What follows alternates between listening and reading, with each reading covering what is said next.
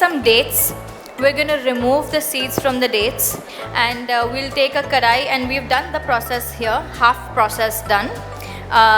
Just mash the dates very nicely with the ghee and saute it. Don't overdo it, because otherwise the dates paste will get a little sticky and stronger, and it needs to have like a softer consistency, like this, like very easily it needs to come out. Like you can actually just do this and understand if you've got it right or not. We have some orange peels here.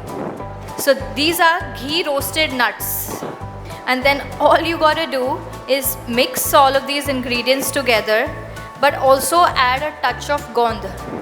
We'll do the mixing. He's going to show how, and if there's anybody who wants to join, please feel free. Okay, we are ready with the winter laddoos.